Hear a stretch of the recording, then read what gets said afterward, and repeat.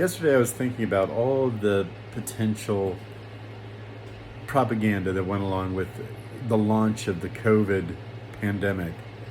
And like after it came about in China and there was all those like horrible videos of like people falling over supposedly dead in the streets and teams like fumigating entire city blocks and all the hazmat suits and everything.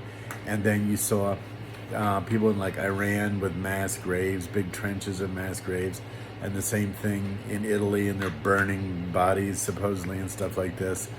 And I would just like to point out that both Iran, who sells all their oil to China now, and Italy, who was the first to sign on in Europe to China's Belt and Road, are heavily indebted to China. So if China wanted to create a global pandemic, a global scare, and essentially shut down the Western economies of the entire world and crash the economy of the world and remain the last man standing, essentially, which is what they've done, that's how they could do it. But now, the other thing then I remembered was I saw a story or a video of like hazmat suited prison guards in New York City burying supposedly COVID dead in trenches. Here, let me show you that photo. Okay, this is the photo I'm referring to. You might have seen it. I don't know where all it was, but this is a still photo. You see the Rikers Island prisoners in white in the hazmat kind of suits, and the guards there in blue with, I think they have masks on.